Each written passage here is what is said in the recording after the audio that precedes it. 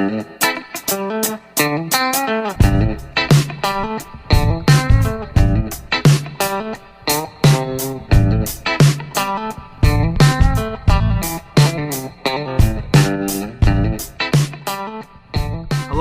to the first ever episode of the Resting the Starters podcast. I will be your very begrudging host, AJ Marchese, and joining me are my two co-hosts, Rob Paul and Casey Fleming. How's it going, gents? Oh, not too bad. How about you? Not too bad. Robbie? I'm watching the Raptors play the Bucks. It's going well. In our premiere episode, we will premiere the premiere of the premier prospects in the 2017 NFL Draft. Meaning, we will do a one-round collaborative mock draft between the three of us. And we did not know the draft order until earlier today. And, of course, we do not know who the person in front of us is selecting. Any more to add to what our concept is there, guys? No, that sounds pretty rock solid to me, to be honest. It's a mock draft, and instead of with text, it's with voices. Ooh, yeah, I like that. We'll each be given about 1 minute to make our selection. We'll probably all be done quicker than that. In terms of the entire podcast, we'll be trying to release weekly and talking about general sports. Meaning right now, hot button would be NHL playoffs, NBA playoffs, the NFL draft. We are mainly NFL guys. Mainly draft focused. Is that fair to say? Yeah, except we think James Harden deserves MVP. I do not think that. I disagree completely. We are 2-1 Westbrook. So MVP as I said, James here. Harden is MVP is what we think. Exactly. Yep, you got it, Rob. Westbrook. We'll be talking about that in the future. What else, guys? Sports. And yeah, just covering all of the sports. And without further ado, let's get this started. The Cleveland Browns are on the clock, aka Casey Fleming. Okay, so thinking through this thing, I actually have kind of a small big board for each of the teams I'm picking for, and like a list of team needs, and essentially beside Cleveland, I just wrote everything, because they're a pile of burning garbage for a sports team right now. And so with that in mind, I'm thinking like just take the best player available, and that's obviously Myles Garrett in this draft. Like a lot of people are talking about he's like a generational talent, and I don't think that's true. Like I don't think he's Clowney, I don't think he's Khalil Mack, I don't think he's Julius Peppers or anything like that, but I think he's clear, far and away the best player in this draft. So that's why I'm going to choose him, and hopefully they're going to be able to actually get some sort of production out of their defense moving forward. You don't think he's better than Khalil Mack was coming out of Buffalo? Casey thought Khalil Mack was better than Clowney. Yeah, like I was one of very few people. I think Mike Mayock also said that. So I mean, he was very high on Khalil. Yeah, he was. And with that, we move on to the 49ers pick, number 2 overall, and I will be making that selection. And I'm going to go with Jamal Adams, the safety out of LSU. My reason for that, they hired John Lynch for some strange reason, and I think he's just going to fall in love with the guy. They need a leader in their defense. They haven't had something like that since Patrick Willis. And I see him as a strong safety. He's going to be a prototype in the box guy. Of course, he can play deep off the ball, but I think he's better suited closer to the line of scrimmage in the that shallow zone and just take away crossing routes and making an impact in the running game.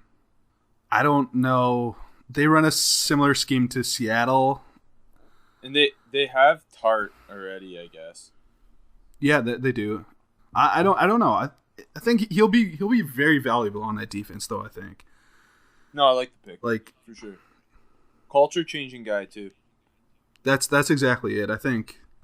Yeah, like when you hear stories about him at LSU, you hear that like he's been their best leader on their team, and I think they said in like school history or some hyperbolic statement or something like that, but it still just kind of speaks to how he is in the locker room and stuff like that.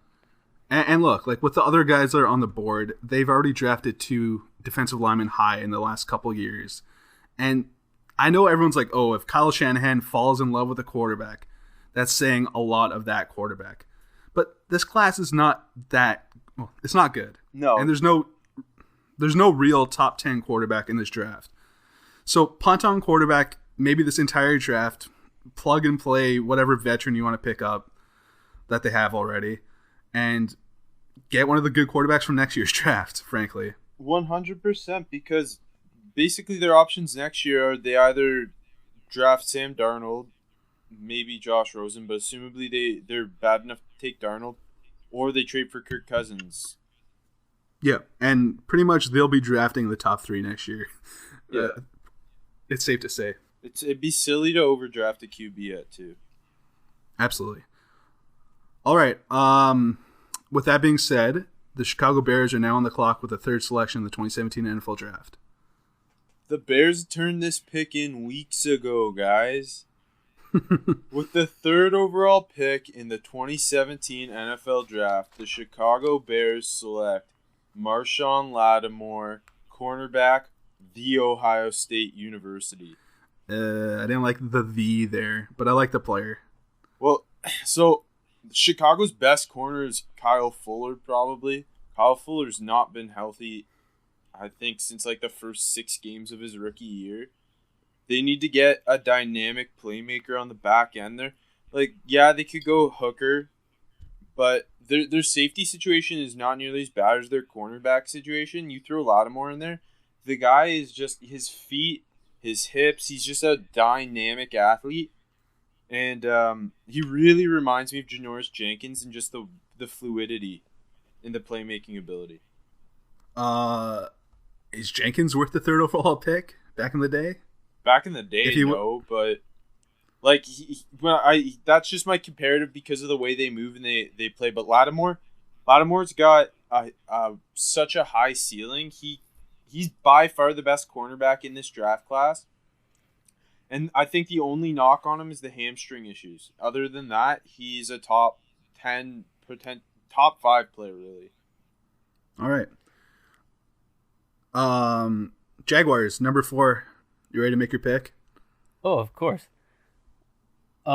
With this pick, like a lot of people have speculated that they're likely going to go like Leonard Fournette. They think he's a game changer on offense. Well, he is. I disagree completely, actually. You kind of need to open up that offense for Blake Bortles to see any sort of success. He doesn't really thrive in a pro-style offense, which you kind of need Fournette to be in order for him to truly succeed. So I'm going to give him a weapon in the pass game. I'm going to say O.J. Howard, Alabama, tight end. It's really early for a tight end, and ideally I think Jacksonville would honestly try and move back or take Fournette in real life, but I'm not going to do that because I truly don't believe. But OJ offers like a serious threat in the pass game. Like he's never been like one guy to like go up in the end zone or like go deep that often, but he's a guy that if you get the ball in his hands, he's gonna make people miss because he's just frankly flat out faster than most of the linebackers and safeties that are trying to cover him. And I think the knock here would be you're taking a tight end early, but taking Fournette this early, taking a running back early is not a great thing either. So I think you can't really knock it for taking maybe a less important position this early if everyone else is saying take Fournette. You know what I mean? Yeah, like if that's the alternative, they're both kind of undervalued positions in the NFL nowadays, but people are kind of realizing after like the Gronk sensation that it's really important to get a tight end that's able to block and be a dynamic threat in the pass game, because it doesn't make you change your package that you're trying to run on offense. You can kind of do both. And if they bring a safety in to cover them, you can just run down their throats all day. And if they bring in a linebacker to stop the run, you can just pass on them. So to have that dynamic threat there with O.J. Howard is going to help Blake Bortles a lot more than Leonard Fournette would, in my opinion. Tight ends and safeties are very fun. I'm not going to lie. I love both positions. And I also love that Casey is establishing early on that he's the hot take guy of this trio here. So just complete fire. He's just all about the listens. All right, let's move on. The Titans have the 5th overall pick in this draft, and I'm on the clock. And I'm struggle with this pick, especially I would like for the Titans to trade down here. 100% agree with that.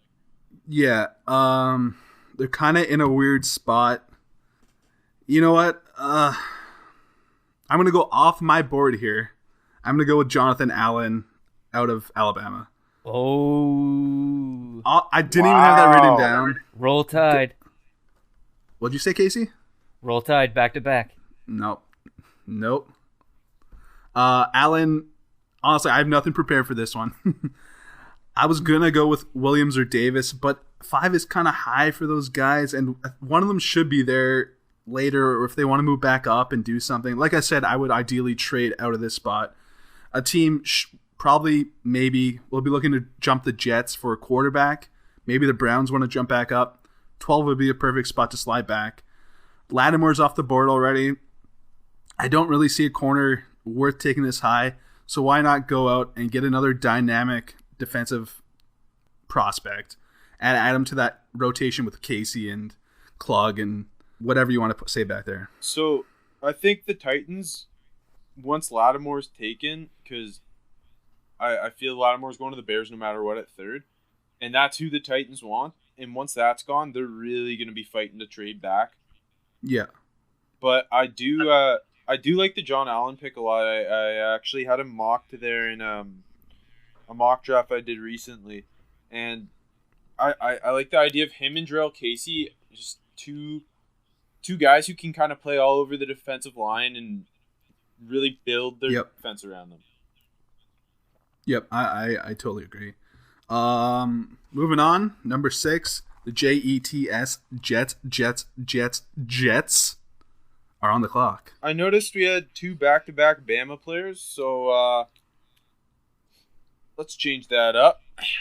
With the number 6 overall pick in the 2017 NFL Draft, the New York Jets select Leonard Fournette, Louisiana State University.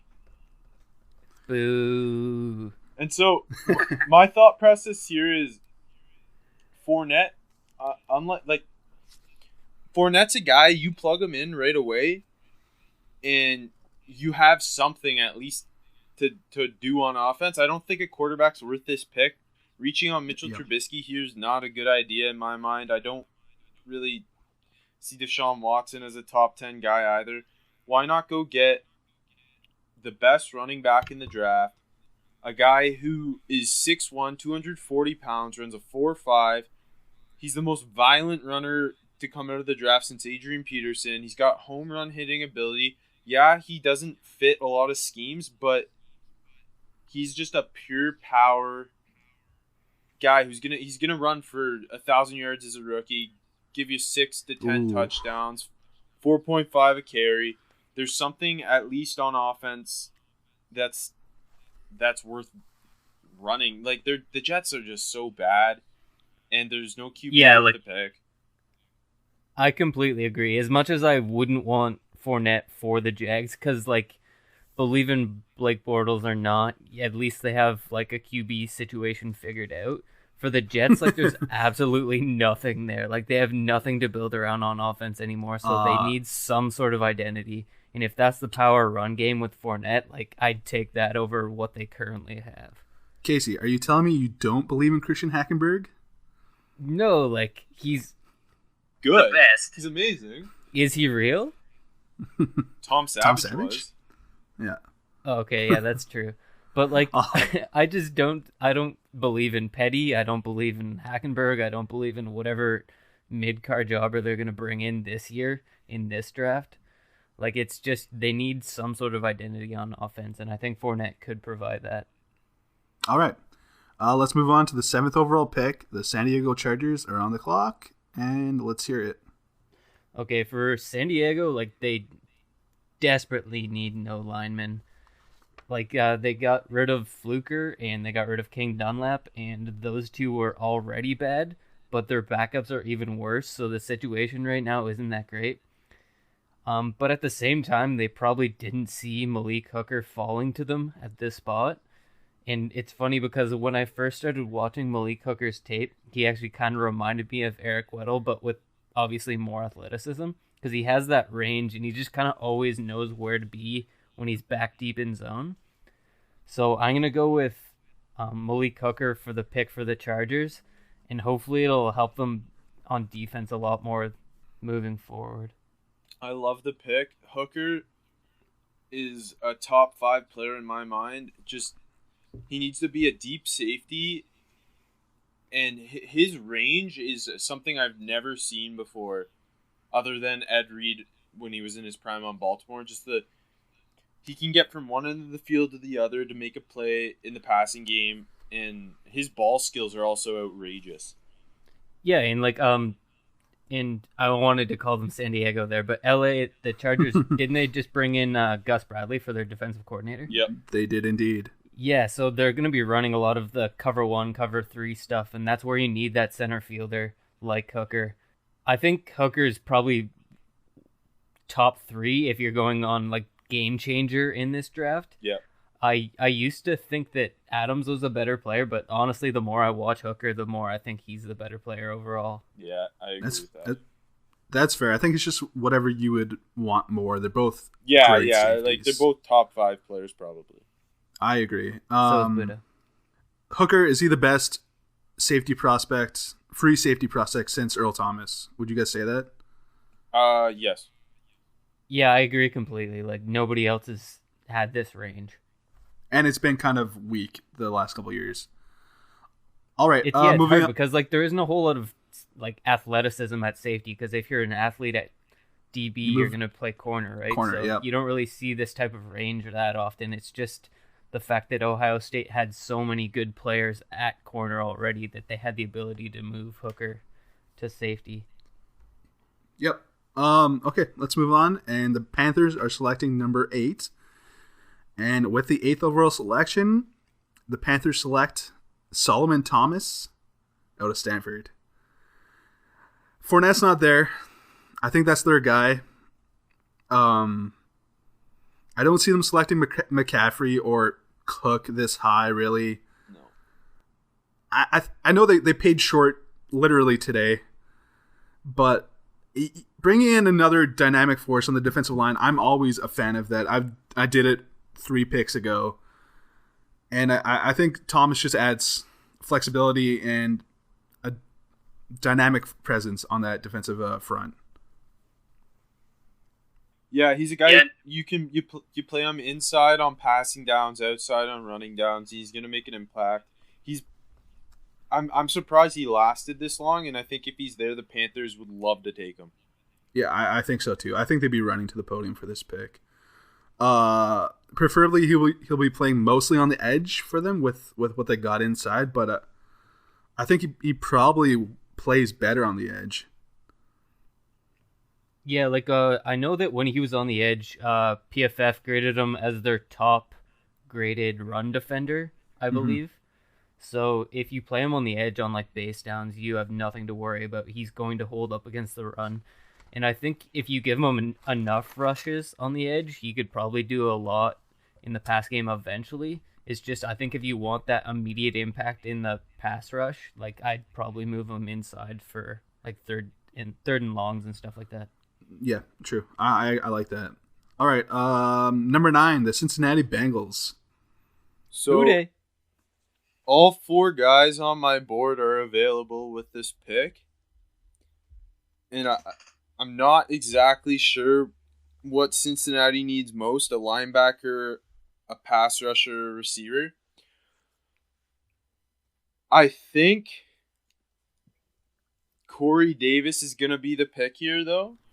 Ooh. Yeah, so I love that. really, I was thinking it's Corey Davis or it's Derek Barnett, and I think Corey Davis is more of an immediate impact guy for them. If they want to turn it around and get back in the playoffs sooner, he's the guy who can affect the game more like instantly. You put him on the outside with AJ Green and second-year receiver Tyler Boyd in the slot, and that's one of the nicest receiving cores, probably young nice receiving cores in the NFL. And Davis is a real nice route runner. He can play in the slot. He can play on the outside. He just adds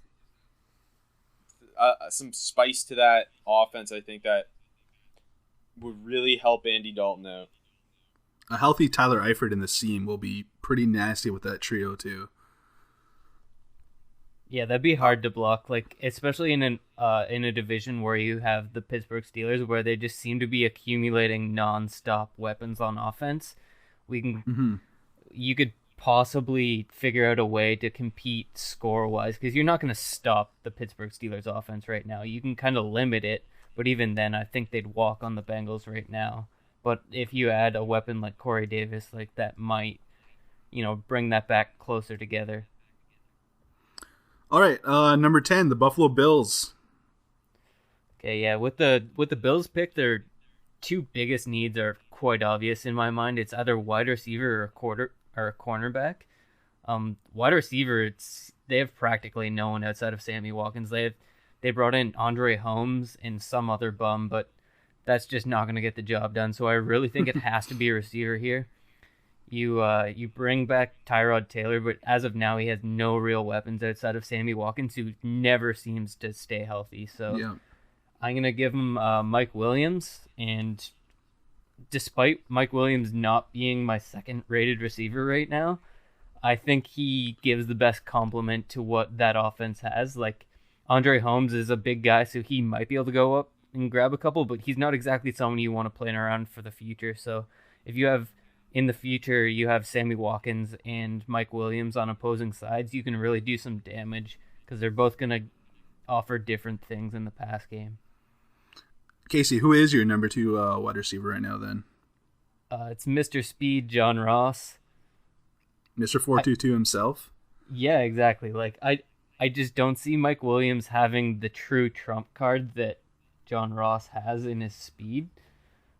The only thing that, like, is kind of giving me pause is the fact that John Ross always seems to be injured, so they're close in my ranks, but I think John Ross is a little bit better. But like I said, for this offense, I think Mike Williams offers that perfect complementary receiver to go with Sammy Watkins. All right, the Saints picking number 11.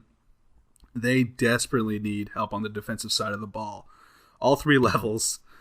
And there's lots of ways to go here: corner, edge, defensive end. But I think the Saints are going to go with Reuben Foster out of Alabama. Bring in that thumper at linebacker. I'm big on culture changes, and try to, solidify something in that defense. It's just been walked all over in the years. Even when Greg Williams was trying to get them to kill people, almost, it was still getting walked. It was getting run over. So Foster comes in, changes the tone of that defense, sets the tone of the defense, provides some leadership, staying close to Bama. New Orleans fans are going to love it. I go with Foster. Yeah, I love the pick there. I think he fits well, and I liked one of the other linebackers they took in a recent draft, Stephon Anthony, quite a bit. So if you pair him with Foster, hopefully Anthony can develop a little bit more. But Foster seems to be a game changer right away. Just one thing I'd like to bring up, a little stay woke here. Like, what do you think the chances are that Sean Payton's like intentionally tanking this defense every year just to have like an immediate out for why he doesn't have success? Because it always seems to be like he's picking the coordinator that he wants to have run the defense, and it's always some idiot who can't seem to figure it out. And he's always just like, yeah, we're gonna need to figure it out. Like, the only reason we're losing games is defense. It's genius. I like it. He's a genius. Yep. Like, yeah, I'm gonna bring in Rob Ryan to fix this defense. Whoa! I love Rob Ryan. Are you saying Rob Ryan is not a good defensive coordinator? I'm saying he hasn't been competent at anything in many years. Whoa! All right, moving on. The Cleveland Browns are picking again at number 12. After picking Garrett, where do they go this time? So they got the best player in the draft. The defense is actually starting to take shape. They got some playmakers. That front seven's pretty interesting with in this scenario with Garrett, with Jamie Collins, with Christian Kirksey. They have Danny Shelton. They drafted Emmanuel Ogbah last year. That front seven's interesting. There's not really a DB I love with this pick here. OJ Howard's off the board. And they really, you look at their roster, they have 3 quarterbacks. Kevin Hogan, I don't know why he was drafted. Cody Kessler, who actually looked okay as a rookie, career backup. And Glock Osweiler. So with the 12th overall pick in the 2017 NFL Draft, the Cleveland Browns select from the national champions, Deshaun Watson, quarterback, Clemson. Asterisk. And I like Watson's fit a lot in Cleveland because Hugh Jackson is a smart offensive mind, and he'll adapt an offense to what his quarterback's strengths are. Look at what he did with Andy Dalton. Andy Dalton was at his best when Hugh Jackson was his offensive coordinator. Definitely. I think Hugh will incorporate a lot of movement to take advantage of Watson's mobility. He'll play up his strengths, and I think Watson's my number 2 overall QB, but he's the most pro-ready quarterback in the draft. And then his leadership is huge for that locker room, part of the culture change idea that we've been talking about. Yeah. And he's got accuracy questions. He's got the post snap. He doesn't read defenses all that well, but I just think his fit in Cleveland, his readiness to start this is the best QB for them right now.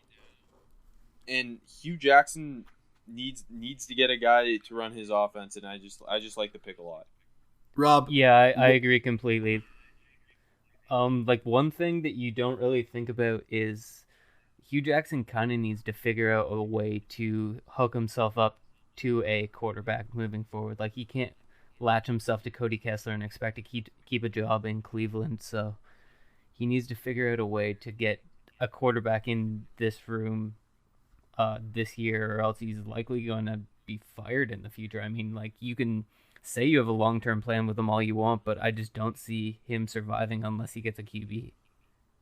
Rob, I just wanted to look into your thought process for a second.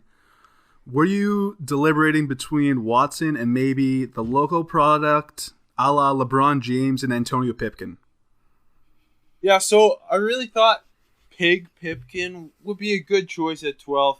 You know, he didn't play Division I football. He played in a conference I've never heard of. He showed up to the Senior Bowl and wasn't very good. So I really considered him here as well. The Great Lakes Intercollegiate Athletic Conference, you mean? Pretty prestigious, I think. Yeah, well, cool. I heard the homeless man that practically made the pick of Johnny Manziel for the Cleveland Brown franchise. I heard he's also clamoring to get his hands on some Pipkin tape, so you really got to look out for that guy. All right, enough kicking the Browns a little bit. Let's move on to the Arizona Cardinals at number 13. Okay, with Arizona, they're kind of looking to either go into win mode again or start building for the future. And honestly, I don't see them making a real push towards the playoffs again. Like, they were kind of bad this year. Like, outside of David Johnson, they were just lackluster all around, and they lost a bunch of pieces on defense. So I kind of think building towards the future is the right move here. So with that in mind, I'm going to give them DeShone Kizer, quarterback Notre Dame. Yes! Rob is a big Kizer guy. I think like if you get him with Bruce Arians, who's going to kind of coach him up into that deep passing game, which I think Kizer or Mahomes will likely be best at, but I think Kizer is a guy that's a little bit more ready. He's less of a projection than Mahomes is, so I think if he like truly works in behind Carson Palmer and there is no injuries or anything like that, there isn't going to be any expectation to get him on the field immediately. I think that you're going to see some pretty good steps forward moving into the future, and they could possibly build around him. So the last thing you want to do is go from Carson Palmer to absolutely no one. So this is a pretty good backup plan in my mind. I mean, I think Kizer is a little bit of a poor man's Logan Thomas, but as As a fan of a team within the Cardinals division, I would be ecstatic with this pick. I'm not gonna lie. I think Kaiser to the Cardinals is a match made in heaven. He fits their offense perfectly. That's Kaiser wants to go there. At least he should be thinking that's where he needs to go because he can sit. He's not ready to play. He can sit behind Palmer and learn. He fits the offense perfectly, and he has all the physical traits to succeed, but he needs a lot of coaching to get to that ceiling. I would make a bold hypothetical prediction here and say, in this scenario, Kaiser would end up starting over healthy Carson Palmer later in the season. Wow. I just thought his game was falling apart the last couple of years, Palmer, and of course he's very injury prone. I can just see it happening. I can see Arians making that change. His movement skills have gone way downhill in regards to moving in the pocket. So, all right, moving on. Number 14, the Philadelphia Eagles, and with this pick, the Eagles probably looking at DB corner. Not too many have gone yet. Only Lattimore, so they got almost a run of the mill. But that being said, I'm going with Dalvin Cook, the running back out of Florida State. I think the fit is pretty perfect. You guys have talked about it prior. It works on a lot of levels.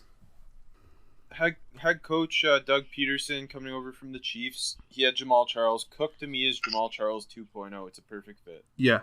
Yep. All right. Number 15, Indy. So, rather than making a luxury pick and taking, let's say, a Christian McCaffrey here. Not a luxury pick. He's a luxury pick for Indy. 3-down running back. The Colts should either help upgrade that defense or look at offensive line, and they've made some pretty good free agent pickups. Solid players like John Simon, Jabal Sheard, Jonathan Hankins. So I think 15, they got to go Forrest Lamp, the guard from Western Kentucky. Light the lamp. He is, to me, Zach Martin 2.0. He's going to come in. He'll help solidify that offensive line with Ryan Kelly, protect the franchise and Andrew Luck. It's a good, and it's a safe pick for first-year GM Chris Ballard. It just makes a lot of sense to me. Yeah, quickly, I'd like to mention that you forgot Indy's best pickup of the offseason, Margus Hunt. He's a real game changer on that defense, and I think he's going to make a bigger impact than Forrest Lamp. No, I'm just joking. Forrest Lamp is going to be awesome. You're not joking. Okay. Number 16, Baltimore. Okay, with Baltimore, their biggest need to me is wide receiver because they have no weapons. Brashad Perryman was a clearly failed pick. I don't know why. I don't know why it's early. Newsome is not getting more Casey. flack for that pick. He has been absolutely garbage, and everybody kind of knew he was going to be garbage. Like, I thought he was a third rounder when he was coming out, but with that in mind, I'm gonna have them take John Ross, a real speed weapon, to go deep on Joe Flacco's supposedly good deep ball. And I think he's going to add a dynamic weapon like right away. I would think about adding the tight end as well, but they seem to have 45 tight ends on the roster, and they seem to draft one every year in like the mid to late rounds. So second or third, yeah. Yeah, I don't want to add to that room. I'll give them a game-changing speed threat on the and outside. I think Ross is more than just a deep threat. Like he runs good routes. He's got quick feet. He gets off the line of scrimmage well. He's more of a complete player than the previous deep threats we've had go in the first round, like Will Fuller and players like that. Oh, he's much better than Fuller. Like, he has hands to actually catch the ball. And like you said, he's more than a deep threat. Like, I don't want to pigeonhole him into that, but at the same time, like, you can get him the ball really easily on slants and screens and stuff like that. You just need the ball in his hands with that speed. He's going to make people miss. All right, number 17, Washington. This is a pick that they can go a lot of ways with. I got some names. Reddick, the linebacker out of Temple. McDowell, he's a mess, but so is their franchise. No, the McDowell fit is perfect in my mind. Oh yeah. I know you guys love Budda Baker. It would work there. I'm going to go with Mitch Trubisky, quarterback, UNC. What? They are not sold on Kirk Cousins for whatever stupid reason. And I just see them doing like Trubisky falls here. He's the third quarterback. I see them doing something stupid and selecting him. He fits what they want to do. Apparently, I don't know. Who knows what Jay Gruden thinks? He doesn't care about Cousins. I'm going with Trubisky. It's dumb, but I think that's what happens. Cousins is going to be gone next year. This is their QB of the future. Like it makes sense if you think about it the way that Washington is probably thinking about it and running their franchise into the ground. Yes, exactly. It also makes sense, like, if you get rid of Kirk Cousins, like, you pretend he's not there. Like, Trubisky is the one that I think Jay Gruden would want to pair himself to. Yeah, because he reminds me a lot of the two guys that Jay Gruden's kind of polished up in Kirk Cousins and Andy Dalton. Like, yep. Trubisky's not anywhere close to them coming out, I don't think, because I was actually pretty high on both of them, and I'm not a huge Trubisky guy, but he kind of reminds me just play style and, like, the strengths. Like, they all show, like, a minimum level of sneaky athleticism. Wink, wink. And, like, they're pretty good with, like, ball placement and stuff like that, but they're not going to hit people in stride downfield. It's not really their game kind of thing. Yep, I agree. All right, let's move on from that pick. It's number 18, the Titans making their second selection after going Allen at 5. So, I'm assuming the Titans wanted Lattimore at 5. They went Allen. The corners have really fallen here. The Titans are happy. The Tennessee Titans select Gareon Conley from Ohio State. And with Conley, I think he's a 6'1", he's a 195-pound corner. He's a very good athlete. He's not great in zone. He's a big press man guy, but I think he's the best pure bump and run corner in this draft, man-to-man guy. And he's an instant day one starter for them.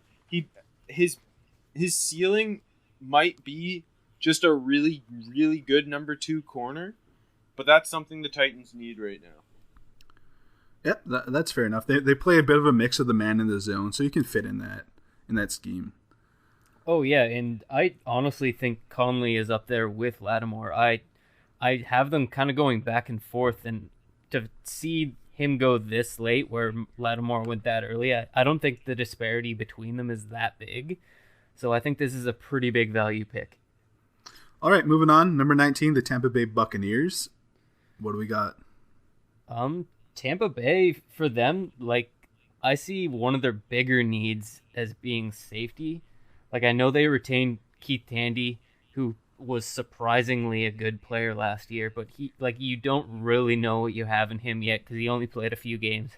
And I know that they retained Chris Conte, but he is terrible and he should not be a starter in the NFL. So with that in mind, I'm going to have them take Budda Baker because this is a Budda Baker hype podcast.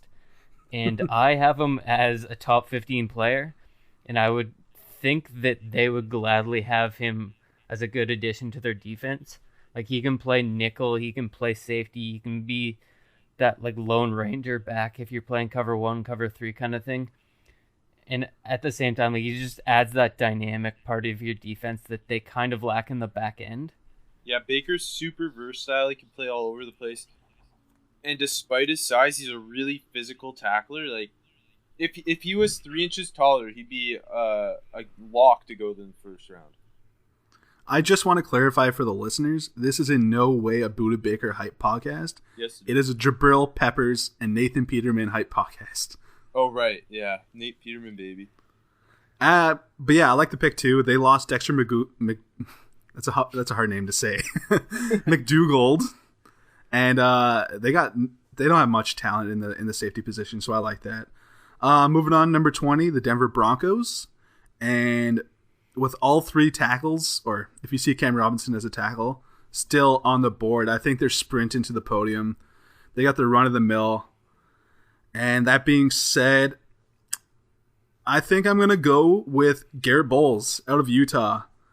And the reason being, I see him as a little bit more ready than Ramczyk. I don't know how to say his name. I'm not Polish. But they need help there at the tackle position. Whatever player, they can't really screw this up. And I think with Bulls, you're getting a legit left tackle prospect where with Ramczyk, he's ideally a right tackle. With Cam Robinson, his best spot's probably on the interior. And Bulls is a freak athlete for a tackle, and he's kind of the guy you'd want. If you want specifically a left tackle, that's the guy you want to go and get. I think he's almost more ready, but still with a higher upside. I like Bulls. Rob, you sold me on him, to be honest. So I personally am not the biggest Bulls fan. I'm probably the biggest critic of Bulls on this podcast. Like, I think he lunges a lot, and he's going to get caught very badly by anyone with like a reasonable amount of speed in the NFL, which is pretty much every edge defender. But he can make up with that with his athleticism. If you can coach that out of him, I think that he has the athleticism to match them. But I think you just really got to coach out those lunges. Like, you're gonna have some rough starts early on in his career, I think. They had Grabby McGee, Russell Okong last year, so I think they'll be okay with him. Moving on, number 21, Detroit. What do you got? Detroit needs to go defense. They need to take the best playmaking defender available. And with the 21st pick in the NFL draft, the Lions take Hassan Reddick, linebacker, Temple.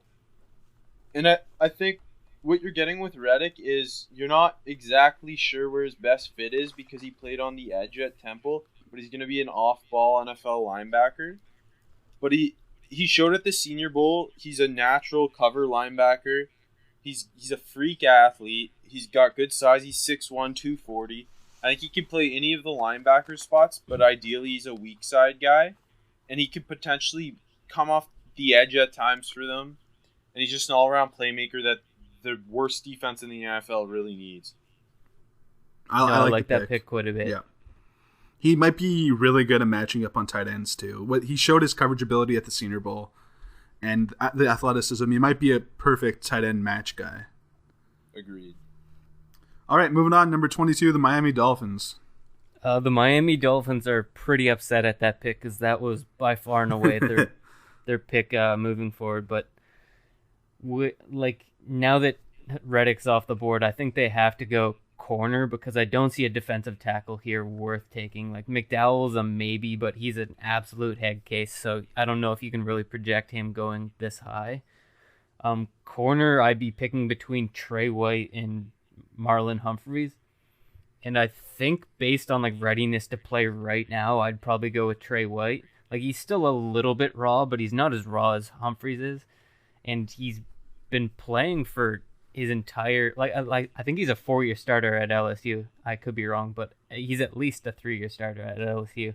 And he's been getting better every year. He's pretty good ball skills. He's got great feet for his size. He's got all right size overall, but he's just like one of those ballers in the back end that you can count on. Yeah, and I think with Trey White, he can start day one as a nickel because he's got such great feet and he's so quick. And that might even be his best spot. And you're going to get a guy who's going to come and he's going to play right away because of his skill set as a nickel. All right, number 23, the New York Giants. Another team in desperate need of offensive line help. They got Robinson and Ramczyk still on the board. So it's just between the two. And I'll go with Ramczyk here. He's probably the safer somehow prospect. Even though Robinson played tackle for 3-year starter, I think, right? Or was it all 4? Anyways, in the SEC, I'm just going to go with Ramczyk. They need help on the line. Yeah, Ramczyk as a right tackle to the Giants just seems like a perfect fit. He'll come in, plug-and-play guy, really upgrade that O-line that their tackles are just really bad. Oh, yeah. I think in this tackle class, Ramczyk is probably my favorite personally. I think he's the most technically sound as is now. And I know that he didn't really give up that many pressures this entire year, despite really this being his first year in major football program. So it's good to see that he made that leap and he was able to do it effectively without really compromising Wisconsin's game in the pass game or run game at all. And then you kind of see him getting better as the year went on too. So You know that he doesn't have the huge upside that Bulls does, but you can see that he still has a little bit of upside as well. All right, number 24, Oakland. Soon to be Las Vegas. So the Raiders, surprisingly, they don't have a lot of holes, but a glaring hole for them is linebacker. They really need someone to play middle linebacker. Ben Heaney's a good hustle guy, but I don't think he's an NFL starter. And I you know who's growing on me? Zach Cunningham, the linebacker from Vanderbilt, and that's who Oakland/Las Vegas is going to take here. He's 6'4", he's 230, so he's real nice size. He's athletic. And I think he's a great fit for today's game. He needs a lot of technique work, but the athletic ability and the size, he's going to be able to do some damage versus tight ends. He can play the run well. He comes up really fast and he hits hard. His issue is he comes up so hard and high and fast, he'll miss tackles. But if they can coach that, he'll be a nice fit as their Mike linebacker. He could even play Will linebacker for them. And I just think they really need a linebacker. No, I like that pick a lot, actually. Like you said, if you can get that coaching, he needs to learn how to break down. He doesn't need to come up and hit everything at 100 miles an hour. Like, he needs to learn, like, form tackling, and he needs to do it at a lower pad level, too. So that alone is likely going to help with all of the missed tackles that he's been kind of having issues with. But, yeah, if you can do that, I think he's going to be a great player in the NFL. All right, number 25, Houston. Okay, for Houston, their draft needs, I just have written down QB or bust. And I think that's essentially what it's going to come down to. Like, I think everybody in this franchise loses their jobs unless they get a QB in there. Tom Savage is not real. I repeat, Tom Savage is not real. So, they'd probably be looking to move up. You're not going to see a very good QB at 25, I don't think. But in this situation, since we're not doing trades, I think they have to take Patrick Mahomes. No! And, like, I don't think he even really fits the system that well. I just don't think you get out of this season alive, like the entire coaching staff or front office, unless they take a QB high. And if they can do that, they can last themselves to them, possibly buy themselves an extra couple years. And Mahomes, like, as much as he isn't really that NFL ready, he's got a cannon arm. Like, you see at his pro day, he throws it 80 yards in the air. Like, that's absolutely ridiculous. And as much as I don't think that's extremely useful in itself, you're not going to see that in a game, really, outside of Aaron Rodgers' Hail Marys to win the game. NFL teams love that arm strength, and they love to, like, get a guy in that they think they can mold into something that they like, as long as they see something like that arm strength. So I think they would take Mahomes in this situation, so that's where I'm going.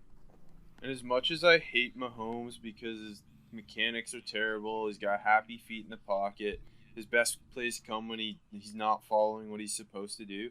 Houston needs a quarterback so badly that it's a justifiable pick. They have a playoff caliber roster in a bad division. If they can hit on something here at quarterback, the team can win the division. All right, number 26, the Seahawks. Cam Robinson's still there for them. I am a Seahawks fan, and I don't really want them going offensive line because why not? Just let it be a dumpster fire. Russell Wilson can die. It's all right.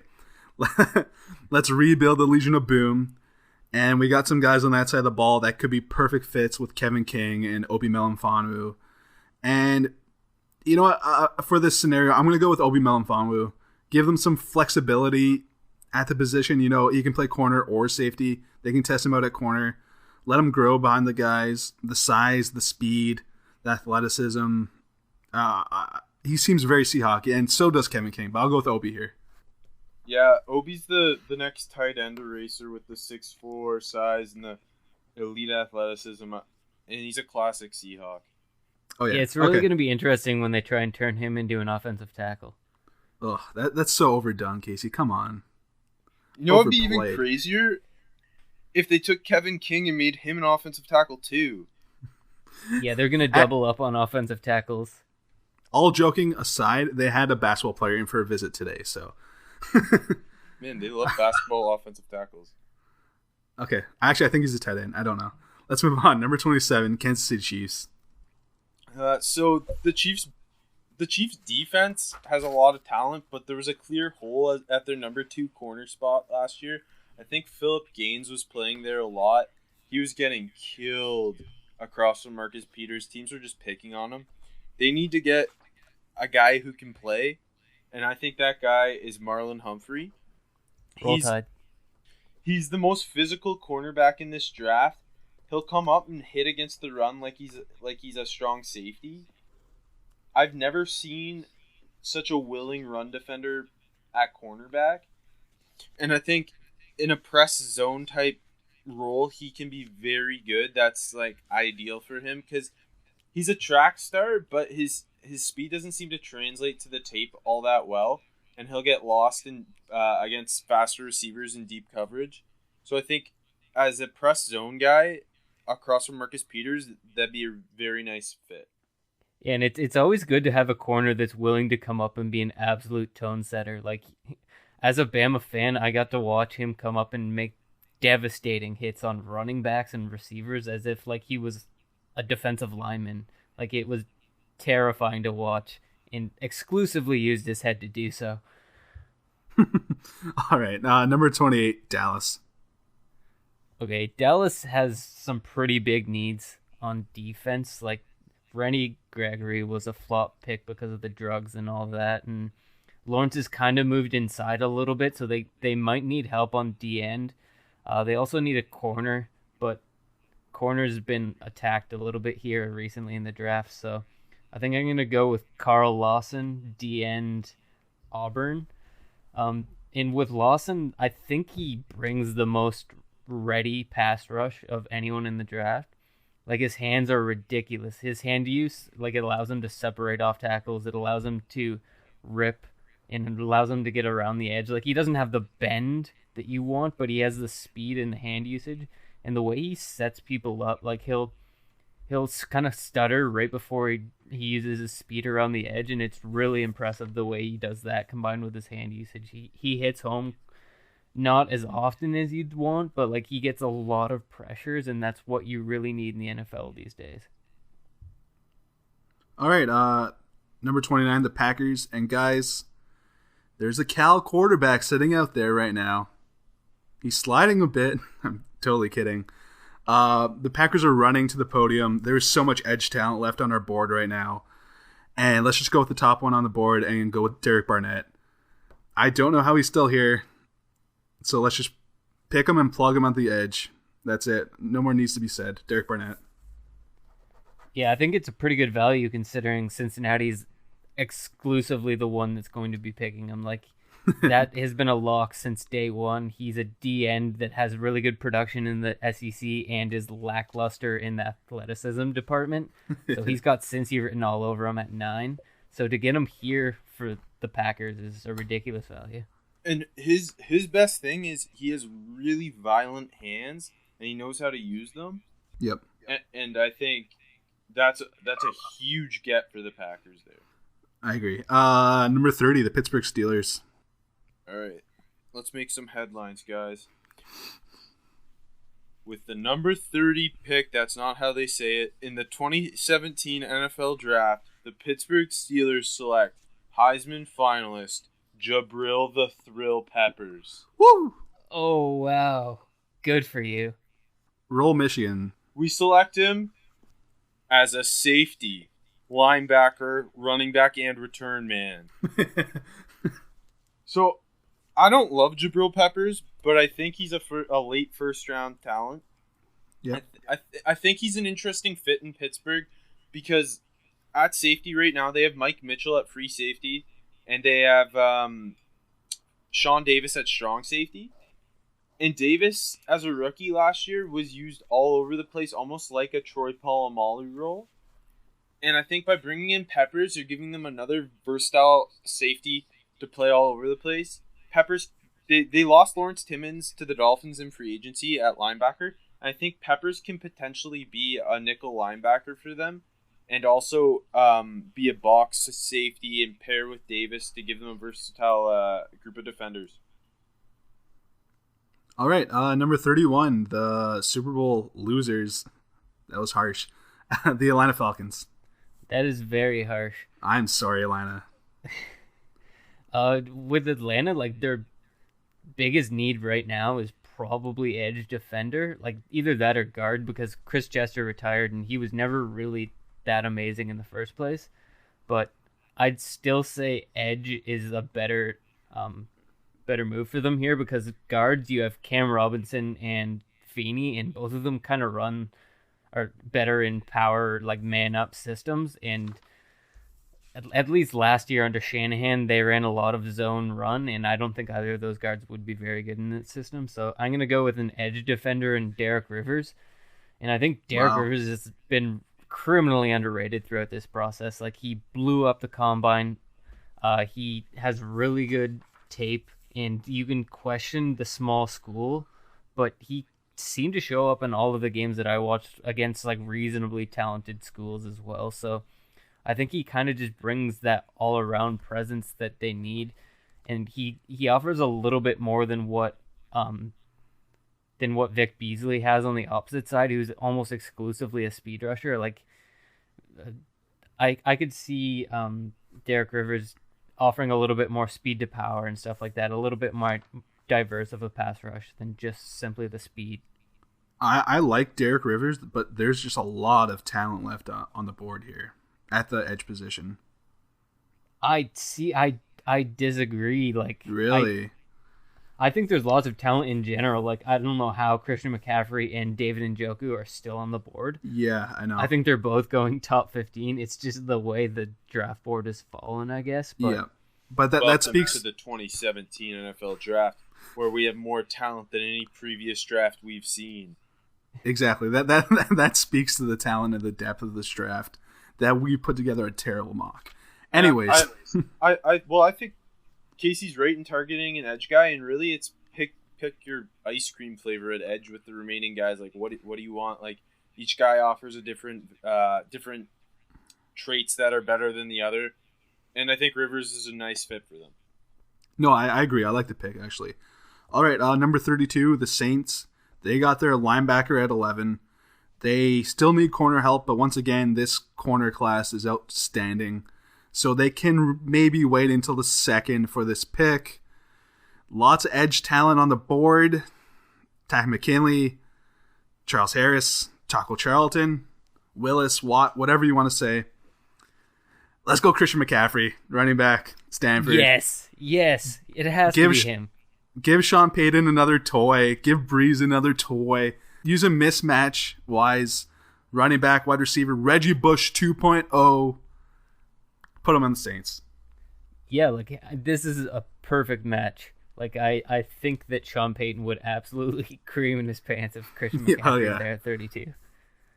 I think they would even consider taking him at 12, to be honest. Or 11, sorry. 11. McCaffrey is like almost a guaranteed over 1,000 total yards in this Saints offense. Oh, yeah. The way that Drew Brees throws to the running backs in this offense, which is kind of underplayed because everyone talks about how amazing he is, and he is amazing, but, I mean, he throws to his running backs at like a 50% clip, so I think McCaffrey would be an absolute weapon. And Njoku would be pretty interesting in this offense, too. Another Miami tight end, which I don't see him slipping out of the first round, but it happens. I also don't see McCaffrey slipping out either way, though, so I think it was good value either way. Yep. All right, that concludes the first round. Let's do 6 more. You guys ready? Yep. I am kidding. A pot of coffee and let's do this thing. All right, I'm kidding.